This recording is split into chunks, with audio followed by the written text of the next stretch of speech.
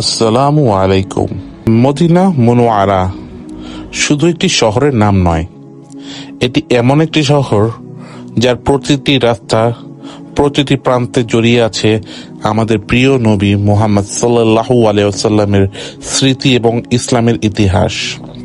মদিনায় আসলে আমাদের সবচেয়ে বড় আকর্ষণ থাকে মসজিদে নববী, কিন্তু মসজিদে নববীর আশেপাশে এমন কিছু ঐতিহাসিক স্থান রয়েছে যেগুলো হয়তো অনেকেই জানে না। আজ আমি আপনাদের নিয়ে যাব মসজিদ নববীর আশেপাশের 4টি ঐতিহাসিক মসজিদে, যেগুলো আলহামদুলিল্লাহ আমি নিজেও ভিজিট করার সুযোগ পেয়েছি। আমাদের প্রথম গন্তব্য হচ্ছে মসজিদ আল গামামা। মসজিদে নববী থেকে এটি খুব বেশি দূরে নয়। গামামা শব্দের অর্থ হলো মেঘ। এই স্থানটির সঙ্গে বৃষ্টির জন্য রাসূল সাল্লাল্লাহু আলাইহি সাল্লামের সালাত আদায়ের ঘটনা জড়িত বলে ঐতিহাসিকরা বর্ণনায় উল্লেখ করেছে। এমনকি ঈদের নামাজও রাসূল সাল্লাল্লাহু আলাইহি সাল্লামের এই এলাকায় মুসল্লায় আদায় করেছেন বলে বর্ণনা রয়েছে। ভাবুন তো, আজ আমরা যেই জায়গাতে দাঁড়িয়ে আছি, শত শত বছর আগে এখানে সাহাবায়ে কেরাম রাসূল সাল্লাল্লাহু আলাইহি সাল্লামের সঙ্গে নামাজ আদায় করেছিলেন।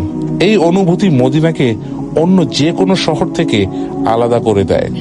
মসজিদ আল গামামা থেকে একটু এগোলেই রয়েছে আরেকটি ঐতিহাসিক মসজিদ, মসজিদ আবু বকর আস-সিদ্দিক রাদিয়াল্লাহু আনহুম।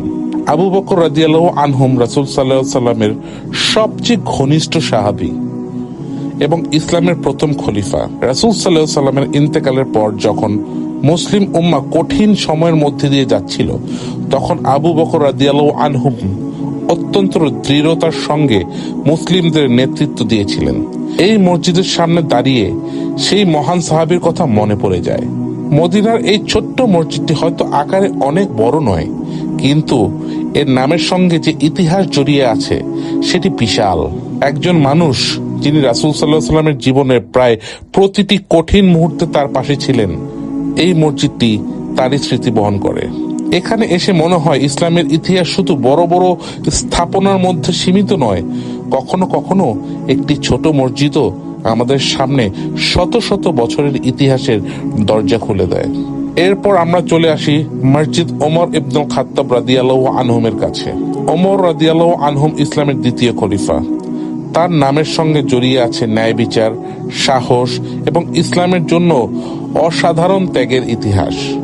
আর আমাদের শেষ গন্তব্য মসজিদ আলী ইবনে আবি তালিব রাদিয়াল্লাহু আনহুম। আলী রাদিয়াল্লাহু আনহুম ছিলেন রাসূল সাল্লাল্লাহু আলাইহি সাল্লামের চাচাতো ভাই ও জামাতা এবং ইসলামের চতুর্থ খলিফা।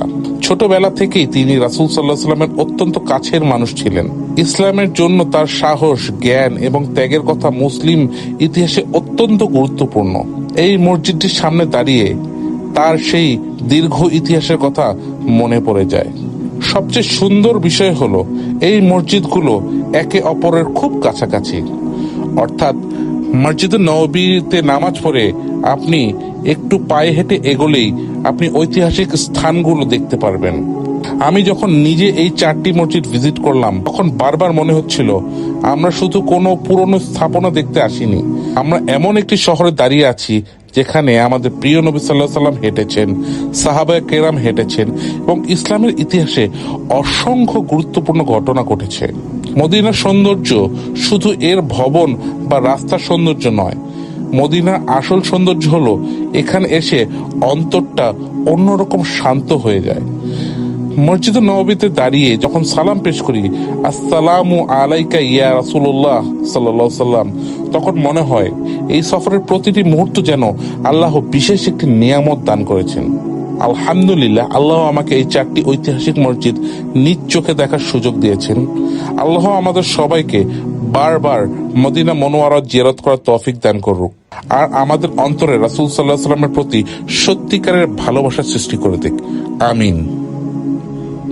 আরো ভিডিও ভালো লাগলে শেয়ার করবেন, যাতে অন্যরাও মদিনার এই সুন্দর ইতিহাসগুলো সম্পর্কে জানতে পারে। ধন্যবাদ।